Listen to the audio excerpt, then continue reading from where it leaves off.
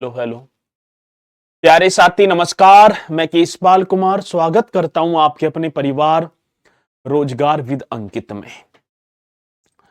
आशा करता हूं कि भैया जी आप सभी अच्छे होंगे, बढ़िया होंगे, खुशहाल होंगे और जहां भी होंगे एकदम शानदार एवं जानदार होंगे।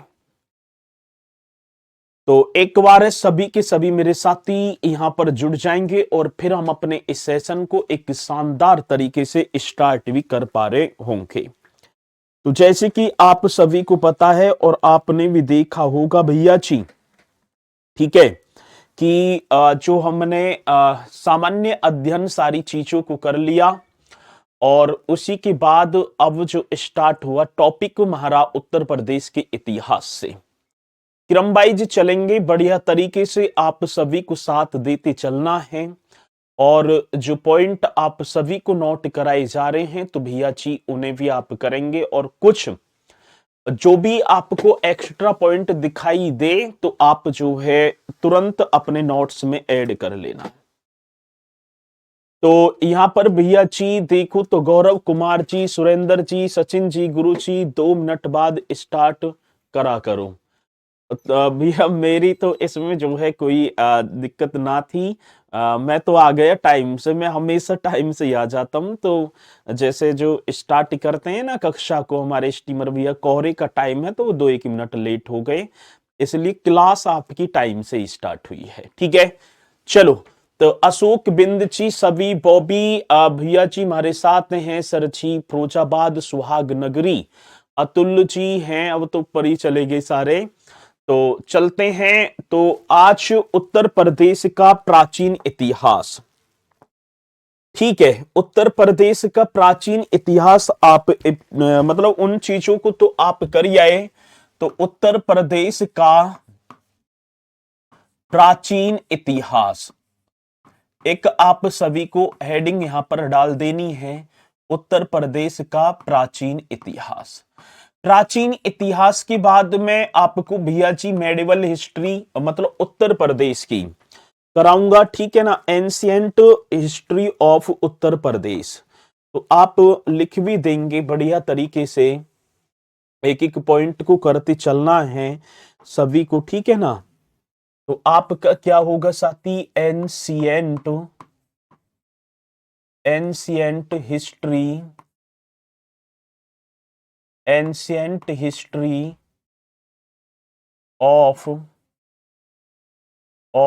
उत्तर Pradesh, ancient history of Uttar Pradesh, ये आप सभी को। अब एक और मैं आप सभी को बताऊंगा, क्योंकि आप जो है अब मैं ज्यादा डीप लेकर चलूं तो एकदम टैग मारेंगे।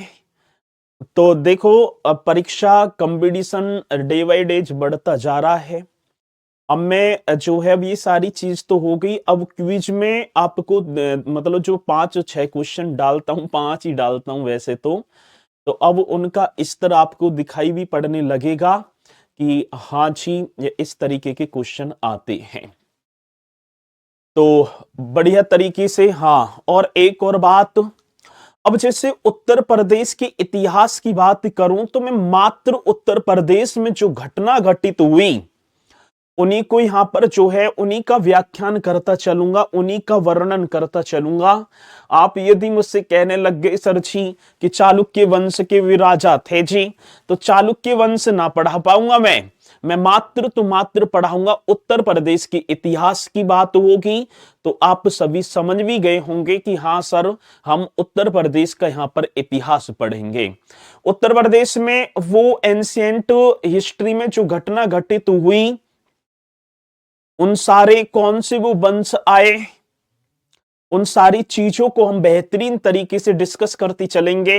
मेडिएवल हिस्ट्री में जो मध्यकालीन भारतीय इतिहास में अब मुगलों की बात होगी, दिल्ली सल्तनत की बात करूंगा तो मैं मात्र तो मात्र उन फैक्टों को उठाऊंगा कि जो उत्तर प्रदेश में घटित हुए हैं। अब मैं ना इतना पढ़ाऊंगा कि आप कहने लग जाएं कि सर जी हमें इल्तुतमिश पूरा नहीं, वो इतिहास वाले सरिया मैम जो भी करा रहे हैं वो कराएंगे। तो मैं मात्र यहां पर अपने उत्तर प्रदेश से, ठीक है ना, आपके साथ साझा करता चलूंगा। ठीक है, तो इसमें जो है चिंता करने की जरूरत नहीं है, वो सारी चीजें मुझ पर छोड़ो।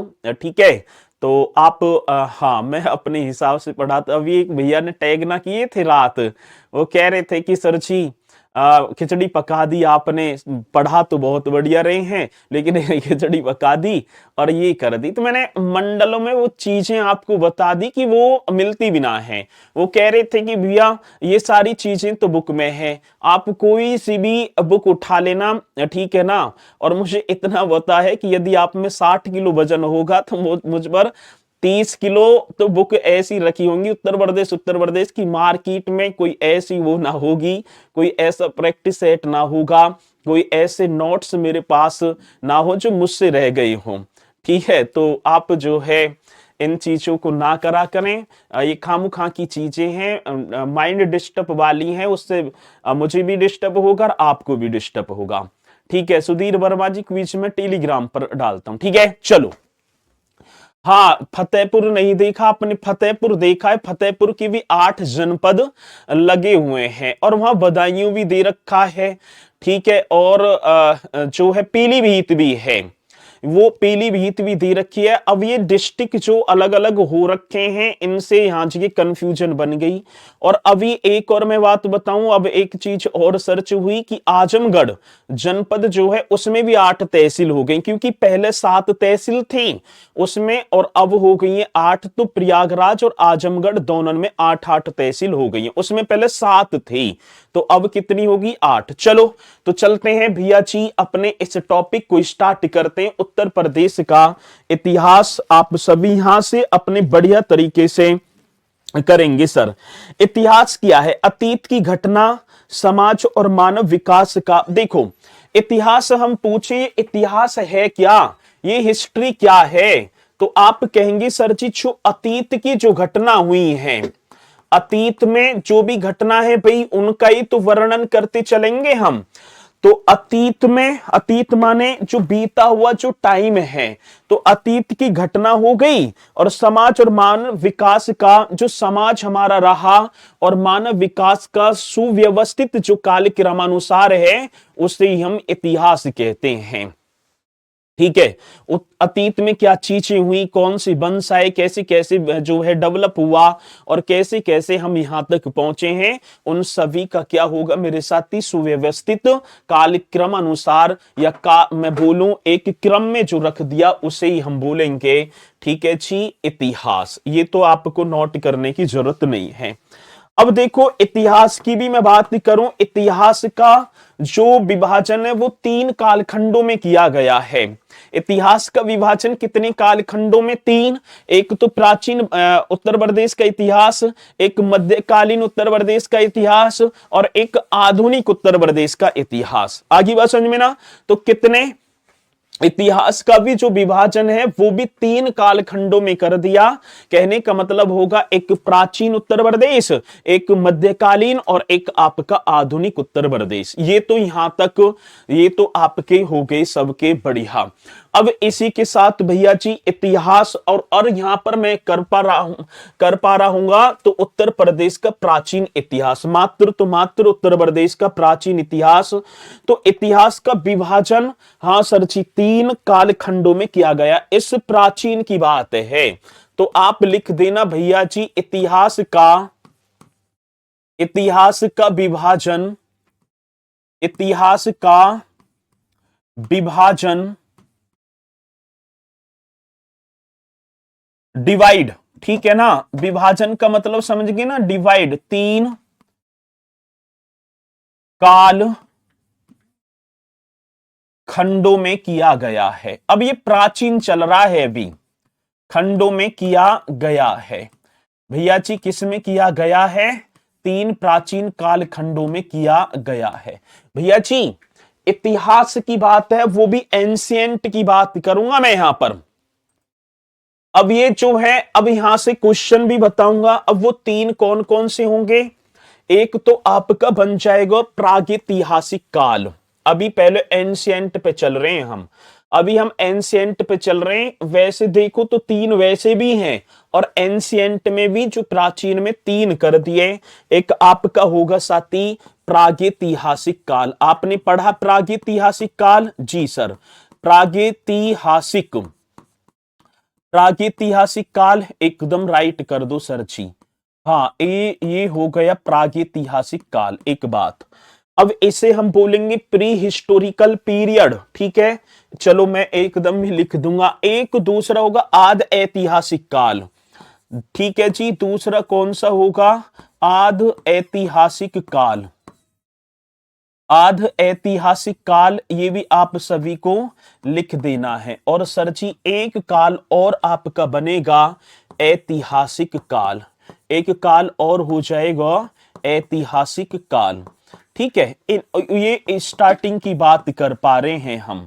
अब भैया प्रागैतिहासिक काल, प्री हिस्टोरिकल पीरियड, आप कर देना सर जी। किसकी बात कह रहे हैं? Pre historical period. ठीक है, मतलब कि प्रागैतिहासिक काल को प्री हिस्टोरिकल पीरियड। साथ ही आदि की बात होगी तो proto historical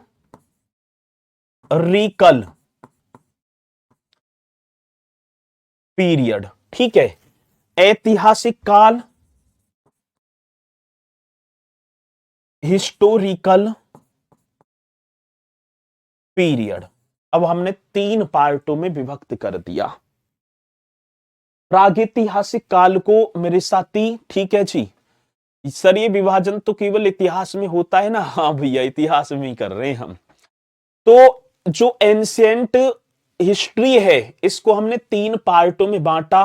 pre historical period, ठीक है, प्रोटो हिस्टोरिकल पीरियड और हिस्टोरिकल पीरियड। तो पहले हम पढ़ेंगे सर जी प्रागैतिहासिक काल को, उसके बाद आद ऐतिहासिक, फिर ऐतिहासिक काल। प्रागैतिहासिक काल को मेरे साथी पाषाण काल भी हम बोल देंगे। इसे हम क्या बोल देंगे? तो आप लिख देंगे पाषाण काल। इसे पाषाण काल भी बोल देते हैं। ठीक है, क्या बोलेंगे सर जी? पाषाण काल, मतलब कि प्रागैतिहासिक काल। प्रागैतिहासिक काल की जो घटनाएं हैं मेरे साथी, जो प्रागैतिहासिक काल की घटनाओं का कोई लिखित वर्णन नहीं है हमारे पास। आ रही है बात समझ में ना? प्रागैतिहासिक काल का कोई भी क्या बोलेंगे? लिखित वर्णन नहीं है। इस काल से संबंधित जानकारी, मतलब अब इसकी जानकारी हमें कैसे हुई? तो इस काल की जो हमें संबंधित जानकारी जो पाषाण उपकरण हैं उनके द्वारा होती है कि हाँ भाई ये पाषाण काल के उपकरण हैं। तो ये आप अब प्रागैतिहासिक काल, तो आप एक हेडिंग डालेंगे, पहले इसी से स्टार्ट करेंगे सर जी, प्रागैतिहासिक काल। ठीक है, थोड़ा सा टॉपिक तो ऐसी लगेगा लेकिन क्वेश्चन बहुत इंपोर्टेंट है इसकी। अब मैं कोशिश करूंगा कि सारी चीजें हो जाएंगी क्लियर। प्रागैतिहासिक काल, ठीक है जी, कौन सा काल है? प्रागैतिहासिक काल। तो अब मैंने लिखा ही दिया। इससे प्रागैतिहासिक काल को, एक सेकंड, यहां पर पाषाण काल भी लिख दो, कोष्टक में यही कर दो। इसे क्या बोलेंगे? पाषाण काल। अब कर दो प्री हिस्टोरिकल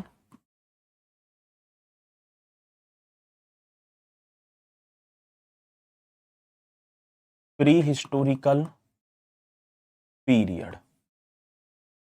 चलो, मैंने अभी बताया प्रागैतिहासिक काल का कोई हमें लिखित वर्णन नहीं है।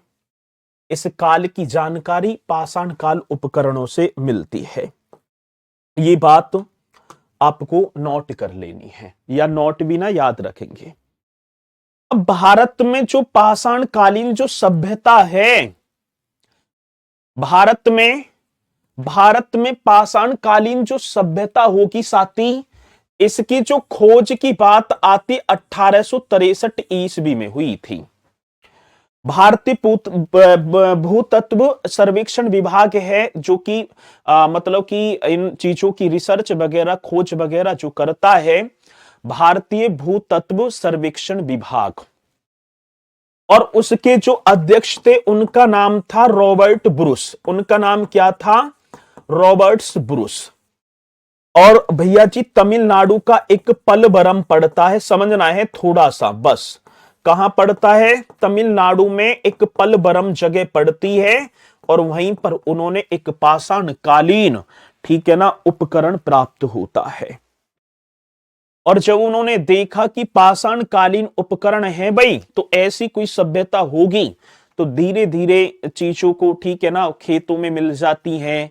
और वहीं खुदाई स्टार्ट हुई तो देखा कि हाँ भैया जी ये तो पाषाण कालीन, इतना पुराना मानव था, उस टाइम इन चीजों से परिचित था। चलो जी, तो पहली बात, अब इसका ही पॉइंट आप सभी को लिख देना है। ये क्वेश्चन अभी तुम्हें मिलेंगे भी आगे ही, अभी जस्ट बताऊंगा अभी कि भारत में पाषाणिक सभ्यताओं की खोज का आरंभ। एक पॉइंट ये क्वेश्चन आया, भारत में,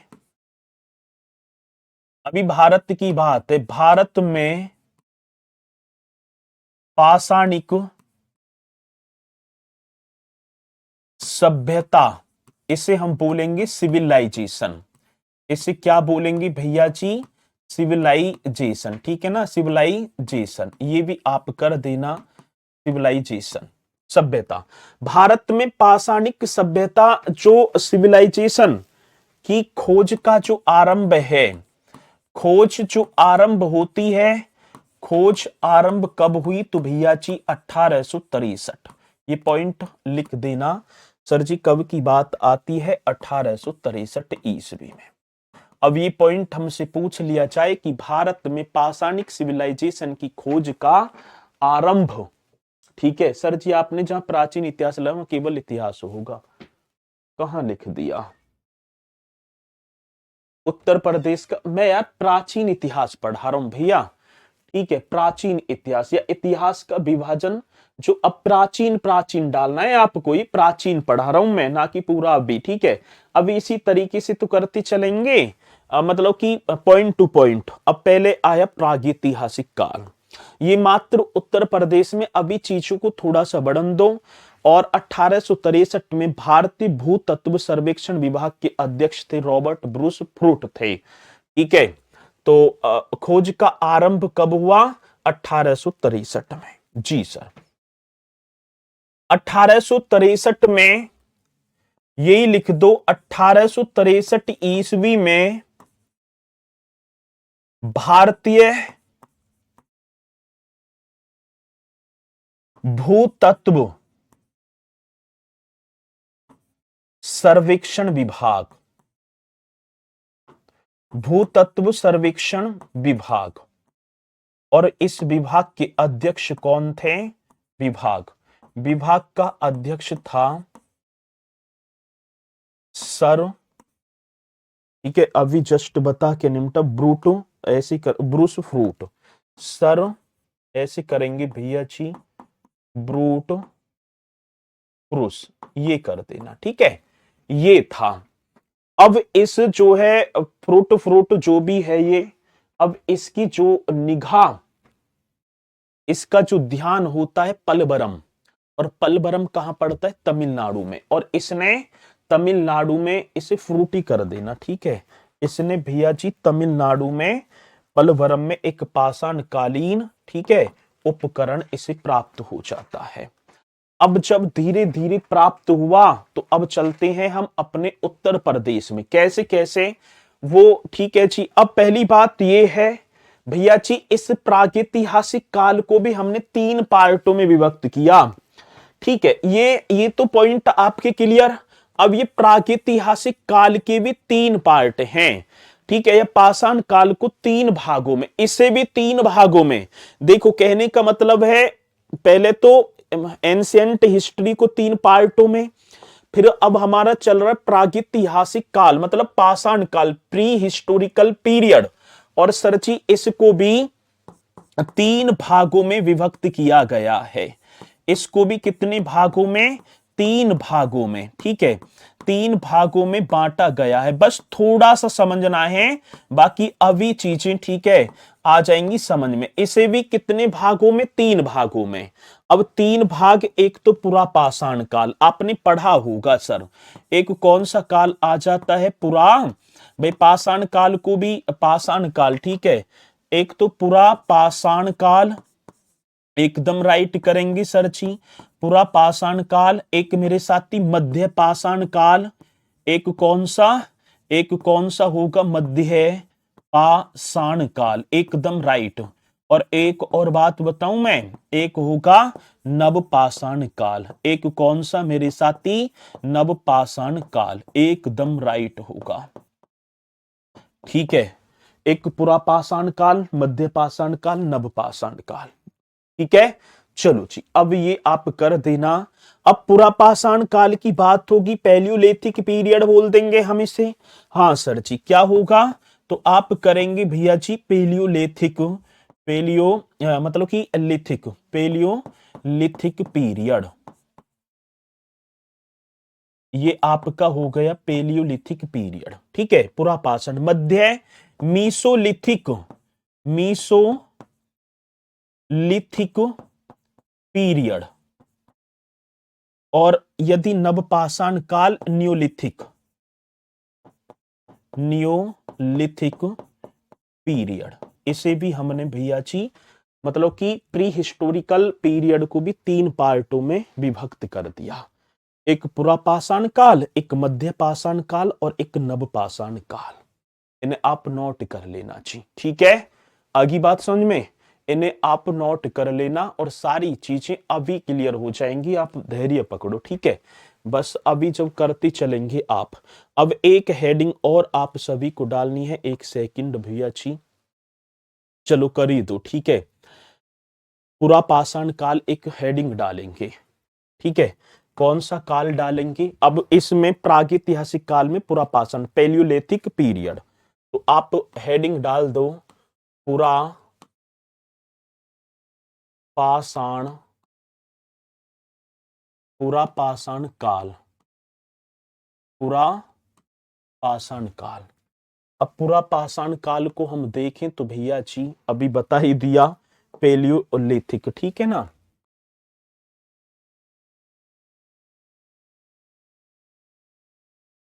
लिथिक पीरियड, पूरा पाषाण काल। अब ये हम आते हैं भैया जी अपने उत्तर प्रदेश में, ये अपने उत्तर प्रदेश का मानचित्र, ठीक है जी।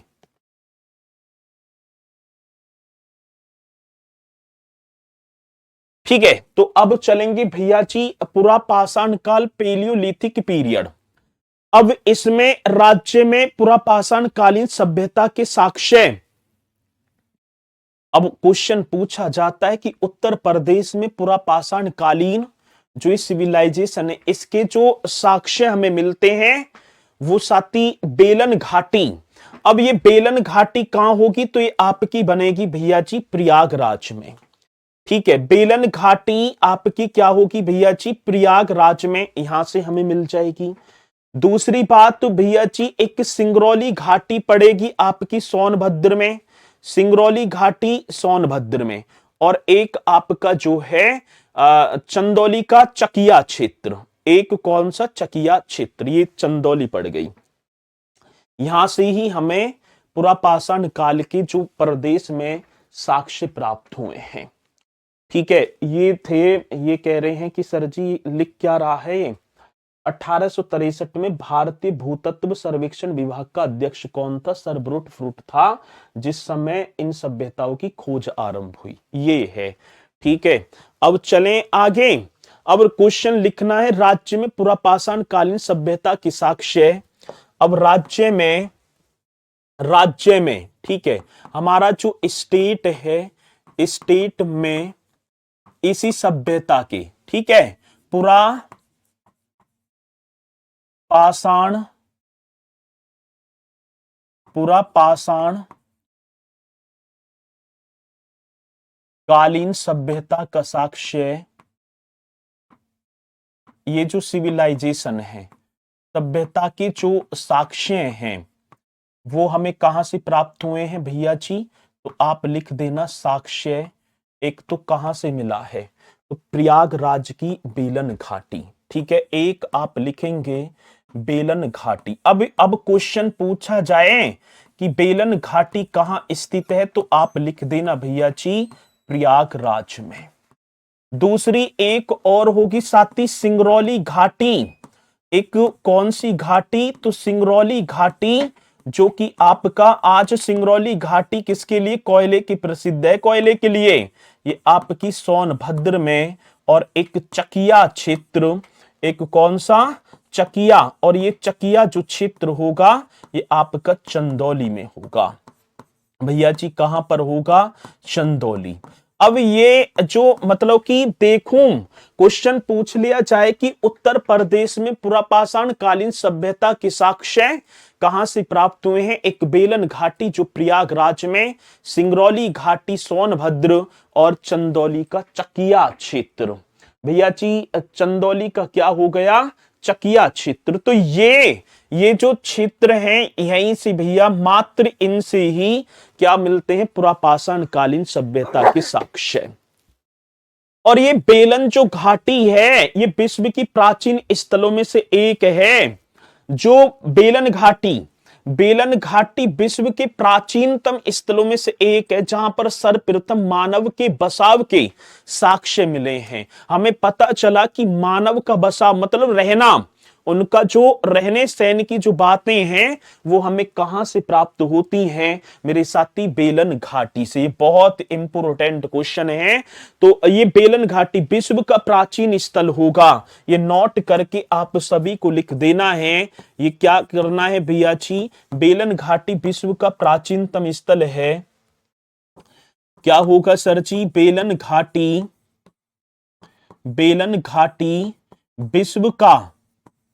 विश्व का प्राचीनतम, मतलब कि प्राचीनतम स्थलों में से एक है। बेलन घाटी विश्व के प्राचीनतम स्थलों में से एक है। स्थलों में से एक है जहां मानव की बसाव का, जहां इसके वसाव की बात तो होगी मेरे साथी, मानव के वसाव का सर्वप्रथम, ठीक है जी, सर्वप्रथम साक्ष्य मिला है। एविडेंस, सर्वप्रथम साक्ष्य मिला कि भैया जी हमें पता है कि मानव उस समय, ठीक है, अपने झोंपड़ी पट्टी बनाकर रहता था। उस समय भी भैया जी मानव अपनी झोंपड़ी वगैरह, जो झोंपड़ी पट्टी है वो बनाकर रहता था। आज बेलन घाटी मैंने बताया कहां पड़ती है? प्रयागराज में। अब ये हमें बसाव का प्रथम साक्ष्य तो प्राप्त हो गया।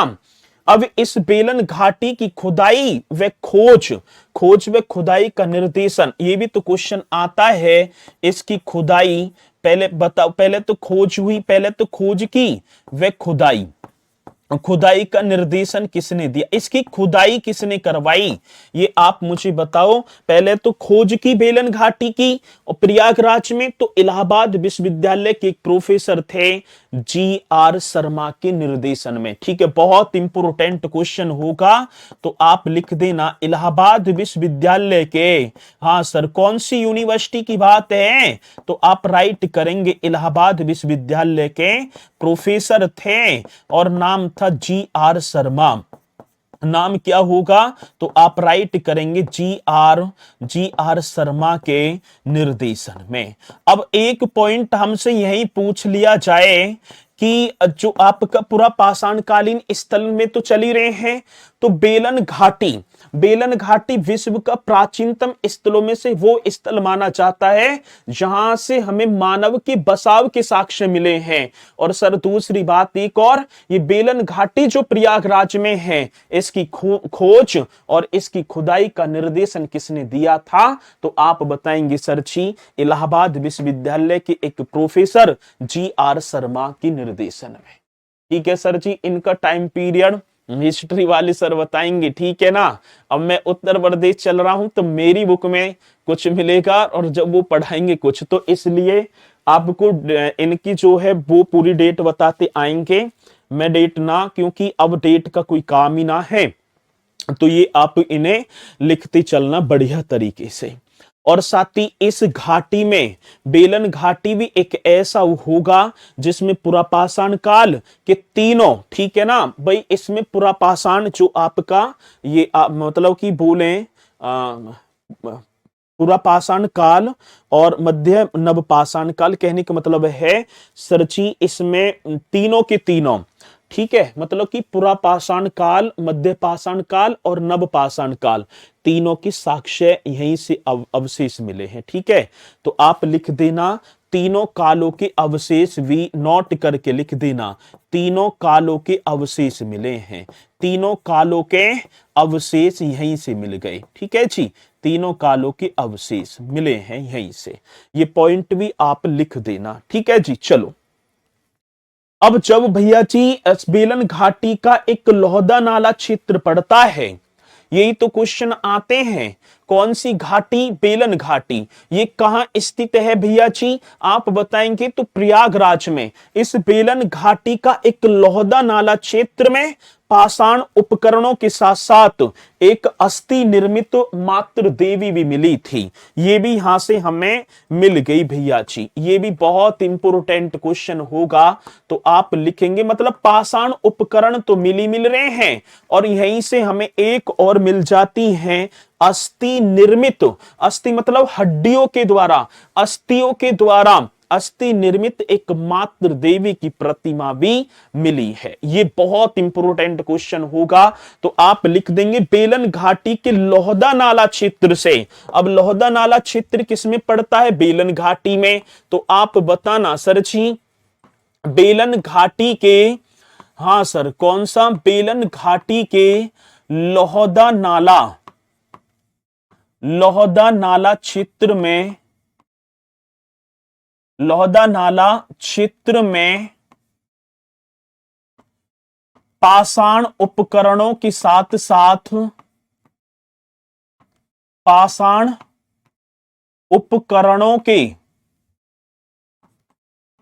साथ साथ पाषाण उपकरण तो मिल रहे हैं और इन्हीं के साथ साथ मेरे साथी अस्थि निर्मित, कौन सा भैया जी? अस्थि निर्मित मातृ देवी की, साथ साथ अस्थि निर्मित, अस्थि निर्मित मातृ देवी, अस्थि निर्मित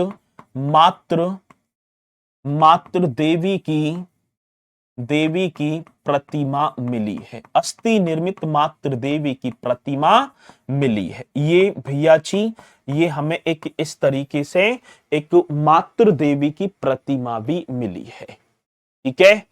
चलो आगे बात समझ में ना, ये ठीक है। चलो, तो ये पॉइंट भी आप सभी को कर देना है। तो यहीं से हम देखें तो हमें क्या मिले हैं, तो भैया जी, तो बेलन घाटी के लोहदा नाला क्षेत्र में पाषाण उपकरणों के साथ साथ अस्थि निर्मित मातृ देवी की प्रतिमा भी मिली है।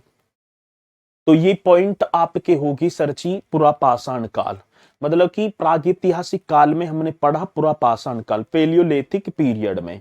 तो पेलियोलिथिक पीरियड में ये पॉइंट हमें यहां से मिल जाएंगे, ठीक है जी। शिकार के लिए क्वार्टजाइट से बने औजारों का प्रयोग किया जाता था, बहुत बढ़िया, ये भी पॉइंट एकदम सही होगा, ठीक है। सुजीत निषाद जी कह रहे हैं बहुत बढ़िया, मतलब वहां जगह डेट ना दी इसलिए ना कराएंगे हैं। तो उत्तर प्रदेश में मेरी वर्तमान में 6 कक्षा चल रही हैं। जैसे अब देखूं आप आज के टाइम में तो 3 कक्षा इतिहास के, मैं यूपीजी के और इतिहास का ही टीचर हूं, जिन्हन की तुम कह रहे हो ना, अरे छोड़ो बड़े खाम खाम है भैया, करते चलो। ये किताब तो हाथ में भी ना ली जाती। आगे चलते हैं भैया जी, अगला एक और पॉइंट यहां देखेंगे, मध्य पाषाण काल। दूसरे पर आ जाओ। अब दूसरे की बात होगी तो आप लिख देंगे मध्य पाषाण काल। एक और काल होगा मध्य पाषाण काल, ये आप सभी को करना है। अब मध्य पाषाण काल बोले तो मीसोलिथिक पीरियड, ठीक है जी। तो आपने किया ही है अभी भैया जी। चलो, मीसोलिथिक पीरियड, आगे बात समझ में, मीसोलिथिक पीरियड। अब मध्य पाषाण काल की तरफ चलें सर, ठीक है। अब मध्य पाषाण काल की तरफ हम बढ़े। अब यहां से हमें क्या क्या मिला है, अब कहां कहां से, तो साथ ही मध्य पाषाण काल में जब हम मिर्जापुर और सोनभद्र में जाएं, मिर्जापुर, अब पूरा मिर्जापुर तो होगा ना, और ना ही भैया जी पूरा का पूरा सोनभद्र होगा। तो यहाँ के कुछ क्षेत्र, हाँ, अब कुछ क्षेत्र कौन कौन से, एक का नाम होगा मोहरना, मोरना पहाड़, लेखैया, बगरी खोर। तो आप कर देना साथी, एक होगा आपका मोरहना, ऐसे कर देना मोरहना। एक एक आपका होगा लेखैया, लेखैया, ये भी बहुत इंपोर्टेंट क्वेश्चन है। एक बगरी खोर आता है साथी, कौन सा, एक और होगा बगरी, बगरी खोर, और एक आपका होगा पहाड़, एक होगा आपका पहाड़, ठीक है जी, बगरी खोर पहाड़। तो मध्य पाषाण काल, अब क्वेश्चन आ जाए कि लेखैया, लेखैया, अब यहां से मतलब कि मध्य पाषाण काल के कुछ एविडेंस प्राप्त हुए उत्तर प्रदेश के कौन से जनपदों में, तो ये आपका मिर्जापुर और सोनभद्र में, मतलब कि इनकी अवस्थिति पड़ती है। ये आगे बात समझ में। चलो जी, दूसरी बात क्या होगी साथी, प्रयागराज। अब यहीं से हम देखें, एक प्रयागराज, और प्रयागराज की जो तहसील होंगी, एक नाम होगा करछना, 12 आपने पढ़ी भी होगी, फूलपुर, मेजा, कोराब, ठीक है। तो एक आपकी आ जाएगी साथी मेजा, मेजा, एक आप लिख देना करछना, एक आपकी मेजा, एक करछना, एक आपकी फूलपुर, कोराब, फूलपुर, ठीक है जी, कौन सा होगा फूलपुर, एक कोराब, कोराब भी कर देंगे, और साथी तथा, तथा 12, तथा क्या होगा 12 तहसीलों में, ये तहसील हैं 12 तहसील में, 12 तहसील में मध्य पाषाण काल के एविडेंस हमें प्राप्त हुए हैं। ये भी आप लिखेंगे सर जी, एक मेजा, करछना, फूलपुर, कोराब तथा 12 तहसील, ये प्रयागराज में पड़ती हैं, जहां से हमें मीसोलिथिक पीरियड के एविडेंस प्राप्त हुए हैं। एक सर जी प्रतापगढ़, एक और आप करेंगे भैया जी, एक और आपने पढ़ा होगा प्रतापगढ़, ठीक है। अब जब प्रतापगढ़ में भी पहुंचे इतिहास वेदता, तो यहां से सराय नाहर राय, एक आपने पढ़ा होगा सर जी, सराय नाहर, सराय नाहर राय, बहुत बेहतरीन क्वेश्चन है, सराय नाहर राय, ये यहीं से होगा। एक दमदमा, एक महदहा, एक कौन सा होगा महदहा, और एक भैया जी दमदमा, एक कौन सा दमदमा। अब देखो, एक सराय नाहर राय, महदहा और एक दमदमा, और ये आपके कहां से, ये प्रतापगढ़ से। अब क्वेश्चन आएगा मध्य पाषाण कालीन स्थल सराय नाहर, ठीक है, मध्य पाषाण कालीन स्थल सराय नाहर राय, ये उत्तर प्रदेश के कौन सी जनपद में स्थित है जी। मध्य पाषाण कालीन स्थल महदहा उत्तर प्रदेश के कौन सी जनपद में है, प्रतापगढ़ में। दमदमा की बात आती है, साथी लेखैया, इस तरीके से क्वेश्चन आएगा तो आप बताएंगे, ठीक है। चलो जी, ठीक है, तो ये पॉइंट एकदम राइट होंगे, हाँ सर जी, ये पॉइंट एकदम राइट होंगे, तो इन्हें भी आप कर देना।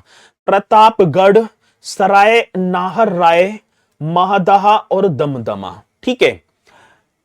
चलो जी, ये एकदम करेक्ट होगा सुजीत निषाद जी, जो sir ji line to line पढ़ा रहे हैं, हम इसलिए कोर्स लिया था कि बुक से कुछ अलग कंटेंट मिले। तो अच्छा, अब बुक से अलग कहा मैं जो है रिसर्च करके लाऊं, जितनी भर भी बुक हैं आप किसी भी बुक उठा कर देख लेना, यदि लेखैया यहां मिर्जापुर में है तो मिर्जापुर ही होगा, वो प्रतापगढ़ में न दे देगा।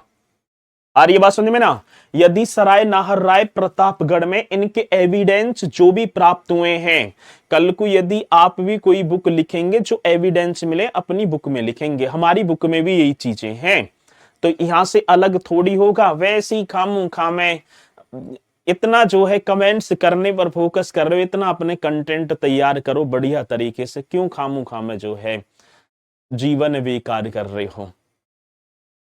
तो ये चीजें, चलो आगे चलेंगे, आगे चलें भैया जी। अब सराय नाहर राय की यदि हम बात करें तो मध्य पाषाण काल के सर्वाधिक साक्ष्य यहीं से प्राप्त हुए हैं भैया जी। मध्य पाषाण काल के कौन से, जो मीसोलिथिक काल है, मध्य पाषाण काल के, मध्य पाषाण काल के सर्वाधिक एविडेंस, मध्य पाषाण काल के सर्वाधिक एविडेंस मींस आपके क्या हो गए, साक्ष्य यहीं से प्राप्त हुए हैं। कहां से, यहीं से प्राप्त हुए हैं। ये भी पॉइंट आप सभी को लिख देना है। अब क्वेश्चन आए कि मध्य पाषाण काल के सबसे ज्यादा एविडेंस हमें कहां से मिले हैं, तो आप बता देना सर जी, सराय नाहर राय से। ये कहां है सराय नाहर राय, प्रतापगढ़ में। यहीं से हम देखें तो हमें झोंपड़ी का फर्श मिल गया, पहले एक झोंपड़ी का फर्श, ये आप कर देना सर जी, कौन सा झोंपड़ी का फर्श यहीं से मिला है। अस्थायी निवास स्थान भैया जी, लोगों के स्थायी ना थे, अस्थायी थे। जैसे आज भी देखें हम उत्तर प्रदेश हो या देश की बहुत सारी ऐसी जनजाति हैं, ग्रामीण क्षेत्रों में भी आ जाते हैं कभी, जैसे नट हुए, ठीक है ना, धुदलिया, इस तरीके से होते हैं जो लोहार वगैरह का कार्य करते हैं, उनका स्थायी निवास नहीं होता है। उन्होंने 20 दिन डेरा यहां डाला, फिर लेकर अपने टांडे को आगे लाद चले, फिर भैया जी 20 दिन वहां रहे। तो इस तरीके से उस टाइम के लोगों का जो निवास स्थान था उस टाइम पर, तो वो स्थायी ना होकर कैसा था, अस्थायी था। क्योंकि अभी जो है, जब देखो कृषि वगैरह कोई चीज का डेवलप हो जाता है, व्यक्ति उसी के सहारे से तो डटता है। तो आर्य ऐसे ही डटे थे, ठीक है ना, उन्होंने कृषि उपकरण वगैरह खोज सारी कर ली, तब व्यक्ति स्थायी होता है। अभी तो ये अस्थायी निवास इनका होगा, ठीक है जी। तो ये कहां पर होगा, तो सर जी आप बता देंगे सराय नाहर में। और एक और कर देना, गर्त चूल्हे। गर्त चूल्हे का मतलब है जमीन पर, ठीक है, मतलब कि गड्ढा सा खोद कर एक गर्त बनाई और उसी में भैया जी मतलब कि खाना वगैरह जो बनाते थे। तो यहीं से हमें गर्त चूल्हे भी मिले हैं। यहीं से 15 समाधान, कहीं कहीं 14 मिलेंगे भैया जी। 15 समाधान, समाधान का मतलब जहां पर शवों को दफनाया जाता है। कहीं 14 भी आपको किसी बुक में दिखाई पड़ जाएंगे। और शवों का सिर पश्चिम और पैर पूरब में रखा गया था। इसी में आपको लिख देना है शवों का जो सिर था, सरों का और सबों का सिर पश्चिम तथा पैर, तथा किसकी बात होगी, पैरों को पूरब में रखा गया था। पैरों को पूरब में रखा गया। अब जैसे कि भाई हम तो इस तरीके से, जैसे अब ये आपकी पूरब और ये आपकी पश्चिम, तो पश्चिम में तो सिर हो गया, पश्चिम में सिर, और इस तरीके से इधर को आपके पैर कर दिए जाते थे, तो सबों को ऐसे रखा जाता था। तो ये कहां से, सराय नाहर राय से। यहीं से मेरे साथी चूल्हे में पशुओं की अधजली अस्थि भी मिली थी, सराय नाहर राय से ही। ये भी आप लिख दो। चूल्हे जो थे ना, चूल्हों में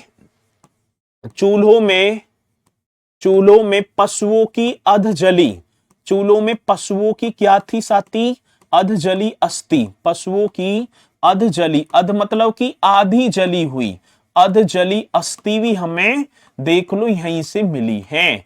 कहां से, सराय नाहर राय से। और ये कहां पड़ता है, ये उत्तर प्रदेश के प्रतापगढ़ में पड़ता है सर जी। और बाहरी मानवीय आक्रमण तथा युद्ध के साक्ष्य भी, बाहर के जो बाहर व्यक्ति मानवीय आक्रमण जो हुए थे, बाहरी मानवीय आक्रमण आक्रमण भी हुए थे जो बाहरी, जैसे हम पे मुगल वगैरह ने किए थे। इसी तरीके से उस टाइम पर बाहरी मानवीय आक्रमण तथा भैया जी युद्ध के साक्ष्य, हमें कहां से मिले हैं? ये एविडेंस भी तो आप एकदम राइट कर देना सर जी। ये हमें मिले हैं कहां से?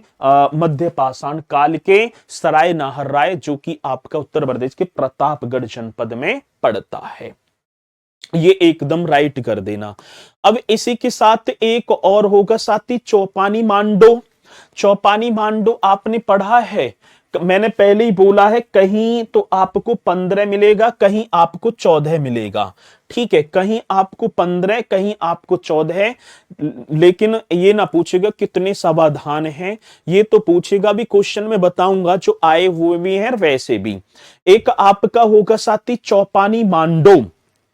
ठीक है, और चौपानी मांडो पर भी चलो, एक और कर देना सेकंड पर, चौपानी मांडो। बताइए चौपानी मांडो कहां पड़ता है? ये भी मध्य पाषाण कालीन स्थल है चौपानी मांडो। और सर इसकी जो अवस्थिति हम देखें, इसकी जो लोकेटेड, ये कहां स्थित है? तो मेजा तहसील होगी, और मेजा तहसील कहां पर? प्रयागराज में। तो भैया जी कौन सी तहसील की बात? तो मेजा तहसील। और ये मेजा तहसील कहां पर? तो राइट कर देना सर जी, प्रयागराज। तो चौपानी मांडो मध्य पाषाण कालीन स्थल ये कहां से प्राप्त हुआ है? तो आप बताएंगे मेजा तहसील प्रयागराज से। झोंपड़ी तथा हाथ से बनी मिट्टी के बर्तन, यहां से हमें क्या साक्ष्य, क्या एविडेंस प्राप्त हुए हैं? तो आप लिख देना सर जी, यदि एविडेंस की बात आती है, एविडेंस यहां से क्या मिल गए? तो आप लिखेंगे मतलब कि झोंपड़ी तो मिली है, झोंपड़ी तथा हाथ से बने, तथा हाथ से बने मिट्टी की बर्तन। बने किसके बर्तन? तो मेरे साथी मिट्टी के बर्तन। अब ये भी हमें कहां से मिल गए? तो भैया जी आप चौपानी मांडो कर देना। आप कहां? चौपानी मांडो। बहुत बेहतरीन, ठीक है।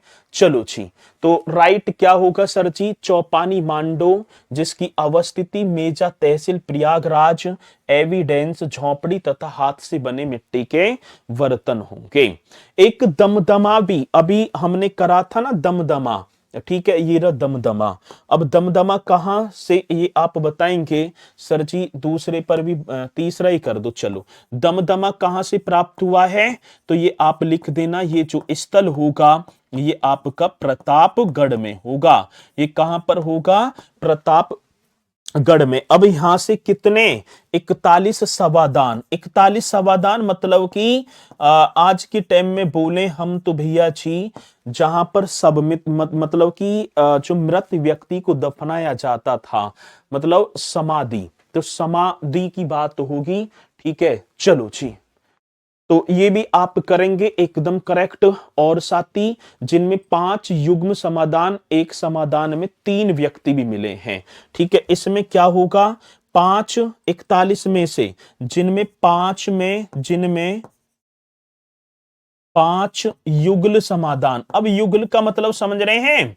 जिनमें 5 युगल समाधान मतलब कि अब इसमें या तो युगल की बात है, क्योंकि उस टाइम पर मानव के साथ कुत्ते को भी दफनाया जाता था, तो इसमें अब जानवर तो नहीं है। युगल की बात है, या तो 2 पुरुष हो गए, या 2 महिला होगी, या 1 पुरुष या 1 स्त्री। तो इस तरीके से ये आप करेंगे। ठीक है, अरे भैया वो मेजा तहसील प्रयागराज में ही है। ठीक है, तो आप करेंगे इन्हीं 41 में से 5 युगल हैं, और तथा 1 समाधान में, तथा एक और कर देना, तथा एक सभादान में 3 कंकाल भी मिले हैं। कितने भैया जी? 3 कंकाल। मतलब एक समाधि में 3 कंकाल भी हमें यहां से मिले हैं। तो ये भी आप करेंगे, कहने का मतलब है। तो 3 मतलब कि 3 मानव कंकाल एक साथ, एक समाधान में 3 मानव कंकाल। मानव लिख दो, ठीक है, नहीं कल को लिख देंगे सर जी ऊंट के कंकाल है, किसके है? तो 3 मानव कंकाल भी हमें यहीं से मिले हैं। और महदहा भी आपका कहाँ हो गया, ये भी प्रतापगढ़ में है सरची। ठीक है, बहुत बढ़िया क्वेश्चन। और प्रयागराज का जो लेखैया नामक शिलाश्रय से सर्वाधिक मानव कंकाल, ठीक है ना, यहां से लेखैया, लेखैया प्रयाग, सॉरी, लेखैया जो आपका, ये आपका मिर्जापुर सोनभद्र, ये भिड़े पड़े सारे। यहां पर सर्वाधिक, सर्वाधिक कितना हो गया, 17, 17 मानव कंकाल मिले हैं, सर्वाधिक 17 मानव कंकाल। ठीक है जी, 17 मानव। अब ये जो है ना डिस्ट्रिक्टों की सीमा से भिड़े पड़े हैं, ये डिस्ट्रिक्टों की सीमा, कुछ क्षेत्र इधर जैसे खुदाई होती चलेगी, कुछ इस तरीके से। चलो जी, तो अब इनके हम देख लेते हैं एक बार जल्दी से। ठीक है, एक बार जल्दी से इनके क्वेश्चन किस तरीके से आएंगे, तो आप एक बार देखो जी। चलो, उत्तर प्रदेश के किस मध्य पाषाण कालीन पुरास्थल से हड्डी के बने आभूषण और उपकरण, अभी तो वो क्वेश्चन भी ये ना आया है, ठीक है ना, अब ये आता मेहदा ही होता। ठीक है, मेहदा में लिखवाता मैं, तो मेहदा से अस्थि एवं सींग कि आभूषण व साक्ष्य मिले थे, तो मेहदा ही रह गया, नहीं टाइम हो जाता तो इन्हें और जल्दी कर लेंगे, ऐसा क्वेश्चन आएगा। अब क्वेश्चन आएगा उत्तर प्रदेश के किस मध्य पाषाणिक पुरास्थल से हड्डी से बने, अब मेहदा ही आता। ठीक है, चलो, तो मेहदा, ठीक है सर, थोड़ी गति से पढ़ाइए, पेपर तक हम लोग रिवीजन क्या कोर्स, तुम्हें पता है कि पेपर कल का ही है, मैं जैसे पढ़ा रहा हूं, ठीक है ना, मुझे अभी ज्यादा वो मत दो ज्ञान, ठीक है, मैं अपने आप करा दूंगा, तुम्हें कोर्स कंप्लीट चाहिए ना पेपर से पहले, और रिवीजन सारी चीज का टाइम मिलेगा ज्यादा, ठीक है ना। इतने गति पति मत करो। गांव की भाषा है कि बाबा के हाथ में फावला लगा हुआ, पोते को ऐसा लगा कि फूल, ठीक है, कि फूल है। अब मैं एक बच्चे ना लेकर चलूंगा यहाँ के, जो अब देखो ना 1700 कुछ बच्चे जुड़े हुए हैं, 1700, अब तुम्हारे ऊपर गति गति करके मैं इनका नाश थोड़ी करूंगा। ये बढ़िया क्लास चल रही है, ठीक है, सब ठीक है, पर ज्यादा ऐसे नहीं करेंगे।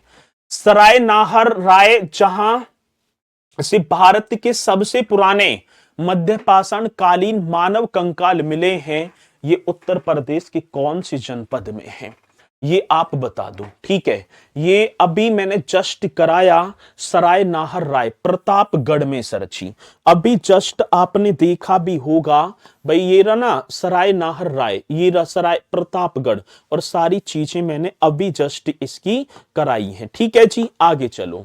दमदमा नामक मध्य पाषाण कालीन स्थल जहां 41 समाधान प्राप्त हुए, अब दमदमा ही चलता, ये भी आपका कहां पर होगा, प्रतापगढ़ में। भैया जी ये भी आपका कहां पर होगा, प्रतापगढ़ में। चलो अगला क्वेश्चन, मध्य पाषाण काल में मानव ने सबसे पहले किस पशु को पालतू बनाया, जिसके साक्ष्य राजस्थान के साथ साथ उत्तर प्रदेश के सीमावर्ती क्षेत्रों में भी मिलते हैं, तो आप कुत्ता कर देना। ये तो कुत्ता वैसे भी दिखाई पड़ जाएगा भाई, कुत्ते को मानव के साथ दफनाया जाता था, ये सारी चीजें आप यहां पर लिख देना।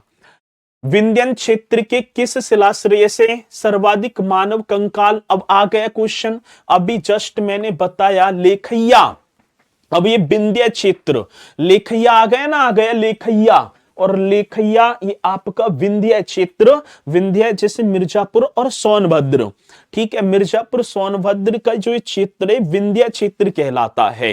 तो ऐसा क्वेश्चन आएगा कि विंध्य क्षेत्र के किस शिलाश्रय से, मतलब रॉक लेटर से सर्वाधिक मानव कंकाल लेखैया से, अभी करवाया मिर्जापुर सोनभद्र में पड़ता है।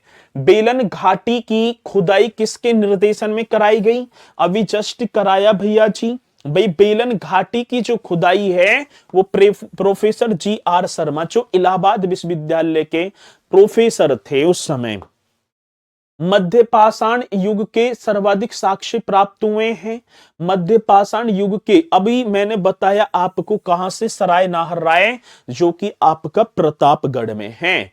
मध्य युग में दमदमा प्रतापगढ़ में उत्खनन के दौरान कितने, अब दमदमा अभी बताइयो, दमदमा अभी जस्ट मैंने कराया, ये रहा आपका दमदमा। ठीक है, एक सेकंड, अब दमदमा पर भी आ जाओ। ये रहा ना दमदमा में कितने 41, और ये क्वेश्चन आया हुआ है। ठीक है ना, तो दमदमा से कितने हो गए भैया जी, तो आप लिखेंगे एक सेकंड, कहां गया, हाँ 41, कितने हो गए 41। आगे बात समझ में, चलो जी आगे देखो। मध्य पाषाणिक काल के किस स्थान से सींग के आभूषण, तो ये महदहा होगा। अभी जस्ट महदा होता ही, महदा हुआ ना, नवपाषाणी कालीन के जो है, नवपाषाण कालीन सभ्यता के साक्ष्य उत्तर प्रदेश के तो प्रयागराज, सोनभद्र, प्रतापगढ़ इन सब में मिले ही हैं। ठीक है, नवीनतम खोजों के अनुसार भारतीय उपमहाद्वीप में कृषि की प्राचीनतम अभी जो है ना, ये आपका रह गया जो आपका लहुरा देव, ये नवपाषाण कालीन होगा ना, जो संत कबीर नगर में पड़ेगा। कहां भैया जी, संत कबीर नगर में। तो ये भी आप राइट करेंगे। और आज का लास्ट क्वेश्चन, उत्तर प्रदेश के किस नवपाषाण की, ये नवपाषाण की बात है, तो आप कोलडी हवा कर देना, ये आपका प्रयागराज में। आगे बात समझ में, ये आपका होगा प्रयागराज में। तो इन्हें भैया जी देखो इसी तरीके से करते चलेंगे, ज्यादा अफरा तफरी ना करेंगे, धैर्य, जो चीजें आराम से धैर्य के साथ हो जाएंगी वो ना होगी। मैं फिर आपसे डेली कहता आ रहा हूं कि आप जैसे हाथ पैरों को फुला देते हैं ना एकदम, अभी एक ने जो भैया है जन बहन जी, नु सर जी अलेक्जेंडर कौन था, अलेक्जेंडर यहाँ कहाँ टॉपिक आ गया, अलेक्जेंडर का भी वो चंद्रगुप्त मौर्य के टाइम पर आएगा। ठीक है, तो इस तरीके से ना करेंगे। अब टॉपिक से हटकर अब मैं तुम्हारी तरफ को इधर को देखूं तो एकदम, हाँ ये 2 क्वेश्चन ना कराए, कल को होंगे। ठीक है, तो ये कल को दोनों के दोनों मतलब ये नवपाषाण कालीन में है। तो आप हाथ पैर ना फुलाएंगे, बढ़िया तरीके से चलेंगे। इसी के साथ मेरे साथी सभी बोलेंगे सर जय हिंद जय भारत।